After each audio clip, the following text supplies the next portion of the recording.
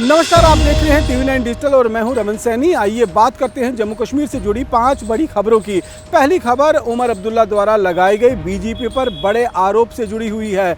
जम्मू कश्मीर की राजनीति में एक बार फिर आरोप और प्रत्यारोप का दौर तेज हो गया है। इस बार खुद मुख्यमंत्री उमर अब्दुल्ला ने भारतीय जनता पार्टी पर गंभीर आरोप लगाए हैं। उमर अब्दुल्ला का कहना है कि उनकी सरकार को अस्थिर करने और नेशनल कॉन्फ्रेंस के विधायकों को तोड़ने की कोशिश की गई है। उन्होंने दावा किया कि कुछ विधायकों को पार्टी छोड़ने के बदले 20 से 30 करोड़ रुपए तक का ऑफर दिया गया। हालांकि उन्होंने ये भी कहा कि उनकी पार्टी का कोई भी विधायक इस कथित लालच में नहीं आया और सभी विधायक मजबूती से नेशनल कॉन्फ्रेंस के साथ खड़े हुए हैं। मुख्यमंत्री ने कहा कि अगर किसी भी सरकार से राजनीतिक मतभेद हैं तो उसका लोकतांत्रिक तरीके से उसका मुकाबला करना चाहिए। जनता ने जिस सरकार को चुना है उसका पूरा सम्मान किया जाना चाहिए।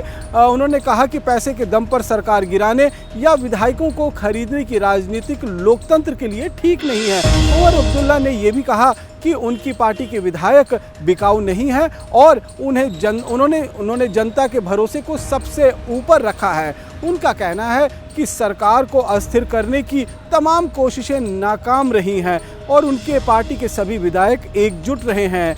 मुख्यमंत्री के इस बयान के बाद जम्मू कश्मीर की राजनीति में हलचल और तेज हो गई है। विपक्ष और भाजपा की ओर से इन आरोपों पर अभी तक कोई आधिकारिक प्रतिक्रिया सामने नहीं आई है। ऐसे में अब सभी की नज़रें इस बात पर रहेंगी कि भाजपा इन आरोपों का क्या जवाब देती है और क्या ये मामला आने वाले दिनों में और राजनीतिक तूल पकड़ता है। गौरतलब है कि विधानसभा चुनाव के बाद नेशनल कॉन्फ्रेंस के नेतृत्व में सरकार बनी थी। इसके बाद समय समय पर राजनीतिक गतिविधियां तेज रही हैं और सरकार की स्थिरता को लेकर भी अलग अलग के चर्चाएं होती रहीं। लेकिन मुख्यमंत्री उमर अब्दुल्ला का ये दावा अब राजनीतिक बहस का एक नया मुद्दा बन चुका है। फिलहाल मुख्यमंत्री ने अपने आरोपों को सार्वजनिक कर दिया है और अब ये देखना होगा कि क्या इन आरोपों को लेकर कोई सबूत सामने लाए जाते हैं, भाजपा इसका क्या जवाब देती है और आने वाले दिनों में जम्मू कश्मीर की राजनीतिक किस दिशा की ओर आगे बढ़ती है। फिलहाल जम्मू कश्मीर के मुख्यमंत्री उमर अब्दुल्ला ने ये बयान आज श्रीनगर में मातरे मेहरबान यानी कि उनकी दादी की पुण्यतिथि के कार्यक्रम के दौरान जनता को संबोधित करते हुए दिया है और भाजपा पर यह बड़ा आरोप लगाया है। अगली खबर पीओके में प्रदर्शन कर रहे निहत्थे लोगों पर पाकिस्तानी सुरक्षा कर्मियों की फायरिंग से जुड़ी हुई है। पाकिस्तान अधिकृत जम्मू कश्मीर में हालात एक बार फिर बेहद तनावपूर्ण होते हुए नजर आ रहे हैं। 15 मई को जम्मू कश्मीर ज्वाइंट अवामी कमेटी ने मुजफ्फराबाद की ओर बड़े लॉन्ग मार्च का ऐलान किया है। इस मार्च में लाखों लोगों के शामिल होने का दावा किया जा रहा है। इसी को देखते हुए पीओजे के सरकार और पाकिस्तानी प्रशासन पूरी तरीके से अलर्ट मोड पर आ चुकी है। पीओजे की सरकार ने पाकिस्तानी सरकार को एक पत्र भेजकर 4000 अतिरिक्त सुरक्षा कर्मियों की तैनाती की मांग की गई थी। इस पत्र में कहा गया था कि लॉन्ग मार्च के दौरान कानून व्यवस्था बिगड़ सकती है, इसलिए अतिरिक्त सुरक्षा कर्मियों की जरूरत है। अब इस मांग के बाद पाकिस्तानी रेंजर्स और फ्रंटियर कांस्टेबलरी समेत अन्य सुरक्षा कर्मियों की अतिरिक्त टुकड़ियां अलग अलग इलाकों में तैनात कर दी गई हैं। खासतौर पर मुजफ्फराबाद, रावलाकोट, बाग और मीरपुर जैसे संवेदनशील इलाकों में सुरक्षा बढ़ा दी गई है। लेकिन लॉन्ग मार्च से पहले ही हालात बिगड़ते हुए नजर आ रहे हैं। शनिवार सुबह रावलाकोट और बाग इलाके में प्रदर्शनकारियों और सुरक्षा बलों के बीच जबरदस्त झड़पें हुई। स्थानीय सूत्रों के मुताबिक प्रदर्शनकारी बड़ी संख्या में सड़कों पर उतर आए थे। सुरक्षा बलों ने उन्हें रोकने की कोशिश की, जिसके बाद दोनों पक्षों के बीच तनाव बढ़ गया। आरोप यह है कि हालात बेकाबू होने पर पाकिस्तानी रेंजर्स ने प्रदर्शनकारियों के खिलाफ गोलाबारी की है। इस फायरिंग में कई लोगों के घायल होने की खबर सामने आ रही है। हालांकि अभी तक घायलों की कोई आधिकारिक संख्या की जानकारी जो है वो जारी नहीं की गई है। वहीं घायलों को स्थानीय अस्पतालों में भर्ती कराया गया है, जबकि कुछ की हालत गंभीर भी बताई जा रही है। घटना के बाद पूरे इलाके में भारी सुरक्षा बल तैनात कर दिए गए हैं और आवाजाही पर भी नजर रखी जा रही है। दरअसल पिछले कुछ वर्षों से पीओके में लगातार विरोध प्रदर्शन चल रहे थे। जम्मू कश्मीर ज्वाइंट अवामी एक्शन कमेटी ने 15 जुलाई को मुजफ्फराबाद पहुंचने की एक बड़ी ऐलान जो है वो किया है और उन्होंने कहा है कि ये मार्च जो है वो लोगों की आधिकारिक मांगों को लेकर जो है वो निकाला जा रहा है और इस बात को प्रशासन को इस बात को लेकर कहीं ना कहीं अनुमान है कि इस लॉन्ग मार्च के दौरान जो है वो हालात ख़राब खराब हो सकते हैं, इसीलिए लगातार सुरक्षा व्यवस्था को मजबूत की जा रहे हैं और लगातार चेकिंग की जा रही है, निगरानी की जा रही है। कई स्थानों पर रेंजर्स और अन्य सुरक्षा एजेंसियों की गश्त भी बढ़ा दी गई है। सबसे बड़ा सवाल यही है कि क्या 15 जुलाई को प्रस्तावित लॉन्ग मार्च शांतिपूर्ण रहेगा या फिर पीओजेके में एक बार फिर बड़े स्तर पर टकराव देखने को मिलेगा, क्योंकि जिस तरह लॉन्ग मार्च से पहले ही रावलाकोट और बाग में जो हिंसक झड़पें और फायरिंग की खबरें सामने आई हैं, उससे कहीं ना कहीं अगर ये देखा जाए तो प्रदर्शन के दौरान हालात और ज़्यादा खराब हो सकते हैं या फिर हालात और ज़्यादा संवेदनशील हो सकते हैं, इस तरीके की आशंका जाहिर की जा रही है। अब बात करते हैं अमरनाथ यात्रा में श्रद्धालुओं के जबरदस्त उत्साह और आस्था की। बाबा बर्फानी के दरबार में श्रद्धालुओं की आस्था लगातार नई रिकॉर्ड बना रही है। इस साल की अमरनाथ यात्रा ने रफ्तार पकड़ ली है और इसका अंदाजा इसी बात से लगाया जा सकता है कि यात्रा शुरू होने के महज 8 दिनों के भीतर ही 2 लाख से ज़्यादा श्रद्धालु पवित्र गुफा पहुंचकर बाबा बर्फानी के दर्शन कर चुके हैं। हर दिन हजारों श्रद्धालु हर हर महादेव और बम बम भोले के जयकारे के साथ कठिन पहाड़ी रास्तों को पार करते हुए बाबा के दर्शन के लिए पहुंच रहे हैं। इस बार यात्रा को लेकर श्रद्धालुओं में जबरदस्त उत्साह देखने को मिल रहा है। देश के अलग अलग राज्यों से ही नहीं बल्कि विदेशों से भी बड़ी संख्या में श्रद्धालु अमरनाथ यात्रा में शामिल हो रहे हैं। जम्मू के भगवती नगर आधार शिविर से रोजाना नए जत्थों को रवाना किया जा रहा है। श्रद्धालु पहलगांव और बालटाल दोनों मार्ग से पवित्र गुफा तक पहुंच रहे हैं। रास्ते भर शिव भक्ति के नए नए रंग दिखाई देते हैं। हर तरफ बम बम भोले के जयकारे गूंज रहे हैं और श्रद्धालुओं का उत्साह देखते ही बनता है। 2 लाख श्रद्धालुओं का आंकड़ा केवल 8 दिनों में पार होना इस बात का संकेत है कि इस बार यात्रा में पिछले वर्षों की तुलना कहीं अधिक श्रद्धालु पहुंच रहे हैं। मौसम भी अब तक काफ़ी हद तक यात्रा के अनुकूल रहा है, जिसकी वजह से यात्रा सुचारू रूप से चल रही है। हालांकि प्रशासन लगातार मौसम पर नज़र बनाए हुए है और समय समय पर श्रद्धालुओं को जरूरी सलाह भी जारी की जा रही है।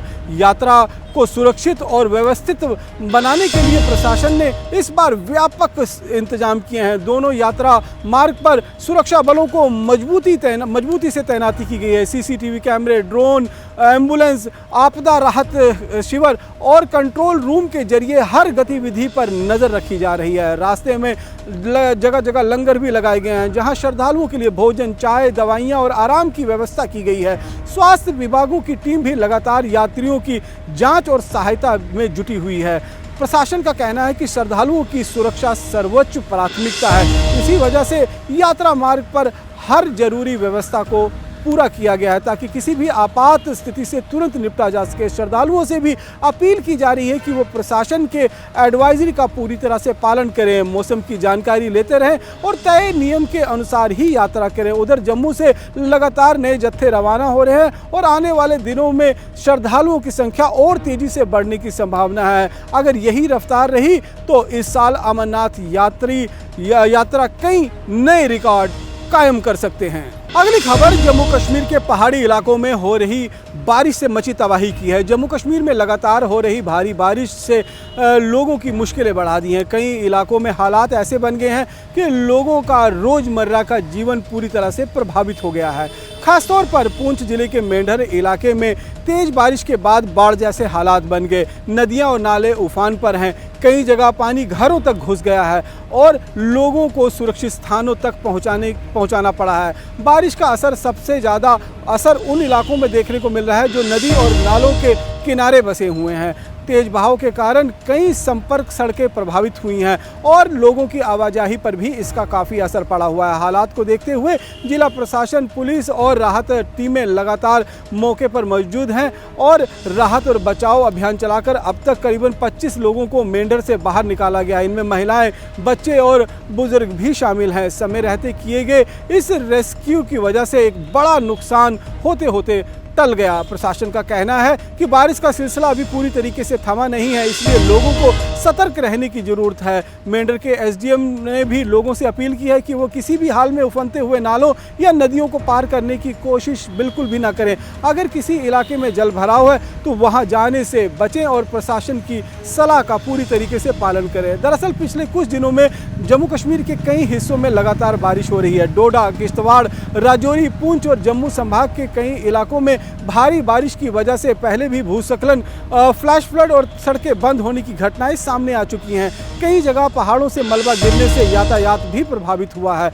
प्रशासन लगातार सड़कों को खोलने और सामान्य स्थिति बहाल करने की पूरी कोशिश कर रहा है। मौसम विभाग ने भी अगले कुछ दिनों के लिए भारी से बहुत भारी बारिश का अलर्ट जारी किया है। विभाग का कहना है कि पहाड़ी इलाकों में अचानक बाढ़, भूस्खलन और नालों के उफान पर आने की आशंका बनी हुई है। ऐसे में लोगों को बेहद सावधानी बरतने की जरूरत है। बारिश का असर खेती और पशुपालन पर भी पड़ सकता है। कई खेतों में पानी भर गया है और ग्रामीण इलाकों में भी लोगों की चिंताएं बढ़ गई हुई हैं। वहीं प्रशासन ने सभी संभावित विभागों को अलर्ट मोड पर रखा हुआ है ताकि किसी भी आपात स्थिति से तुरंत राहत पहुंचाई जा सके।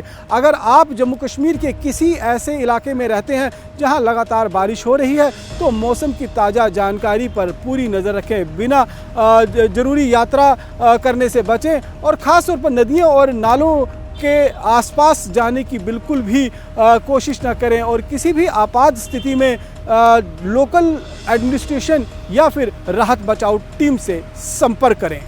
और आखिर में बात करते हैं जम्मू कश्मीर को राज्य का दर्जा बहाल करवाने की नेशनल कॉन्फ्रेंस द्वारा किए जाने वाले प्रदर्शन पर मीरवाइज उमर फारूक के रिएक्शन की। जम्मू कश्मीर को फिर से पूर्ण राज्य का दर्जा दिलवाने की मांग अब एक बार फिर राजनीतिक बहस का बड़ा मुद्दा बन गई है। नेशनल कॉन्फ्रेंस के 20 जुलाई को दिल्ली के जंतर मंतर पर एक बड़ा प्रदर्शन करने का ऐलान किया है। इस प्रदर्शन के लिए पार्टी ने सिर्फ विपक्षी दलों को ही नहीं बल्कि भाजपा और अलगाववादी नेता मीरवाइज उमर फारूक को भी न्योता दिया है। लेकिन अब इस मुद्दे पर अलग अलग राजनीतिक दलों के अलग अलग सुर सामने आ रहे हैं। सबसे पहले बात करते हैं मीरवाइज उमर फारूक की। शुक्रवार को श्रीनगर की जामिया मस्जिद में नमाज के बाद मीरवाइज ने कहा कि जम्मू कश्मीर के लोगों के अधिकार की बहाली के लिए होने वाली हर गंभीर कोशिश का वो स्वागत करते हैं। उन्होंने साफ कहा कि अगर राज्य का दर्जा बहाल करने की मांग उठ रही है तो ये एक अच्छी बात है, लेकिन ये लड़ाई सिर्फ राज्य का दर्जा वापस लेने तक ही सीमित नहीं रहनी चाहिए। मीरवाइज का कहना है कि इसके साथ साथ अनुच्छेद 370 और जम्मू कश्मीर के दूसरे संवैधानिक अधिकारों की बहाली की भी मांग उठनी चाहिए। यानी कि उन्होंने आंदोलन का समर्थन तो किया है लेकिन उसके दायरे को और बड़ा करने की एक शर्त भी रखी है। अब बात करते हैं भाजपा की। भाजपा ने नेशनल कॉन्फ्रेंस के इस प्रदर्शन से पूरी तरह से अपनी दूरी बना ली है। पार्टी का कहना है कि राज्य का दर्जा सड़कों पर प्रदर्शन करके नहीं बल्कि संसद की संवैधानिक प्रक्रिया के जरिए मिलेगा। भाजपा नेताओं ने आरोप लगाया है कि नेशनल कॉन्फ्रेंस अपनी सरकार की नाकामियों से लोगों का ध्यान हटाने के लिए इस तरह का प्रदर्शन कर रही है। भाजपा का ये भी कहना है कि अगर राज्य का दर्जा बहाल होना है तो उसका फैसला केंद्र सरकार और संसद ही करेगी। वहीं नेशनल कॉन्फ्रेंस का कहना है कि जम्मू कश्मीर के लोगों की लंबे समय से यही मांग रही है कि उन्हें फिर से पूर्ण राज्य का दर्जा मिले।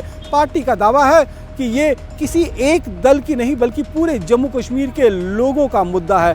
इसी वजह से उसने सभी राजनीतिक दलों और नेताओं से इस प्रदर्शन में शामिल होने की अपील की है। गौर करने वाली बात यह है कि अगस्त 2019 से अनुच्छेद 370 हटाए जाने के साथ ही जम्मू कश्मीर का राज्य का दर्जा खत्म कर उसे 2 केंद्र शासित प्रदेश बना दिया गया था।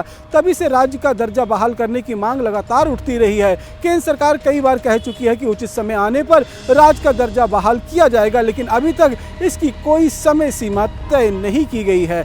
ऐसे में 20 जुलाई को जंतर मंतर पर होने वाला नेशनल कॉन्फ्रेंस का प्रदर्शन राजनीतिक रूप से काफ़ी अहम माना जा रहा है। अब देखना होगा कि इस प्रदर्शन में कितने राजनीतिक दल शामिल होते हैं और क्या ये आंदोलन जम्मू कश्मीर को राज्य का दर्जा बहाल कराने की मांग को एक नई गति दे पाता है या फिर ये सिर्फ और सिर्फ एक राजनीतिक बयानबाजी तक ही सीमित रह जाता है। फिलहाल जम्मू कश्मीर की खबरों में मेरे साथ इतना ही। बाकी देश दुनिया की तमाम खबरों को जानने के लिए आप देखते रहें TV9 भारतवर्ष।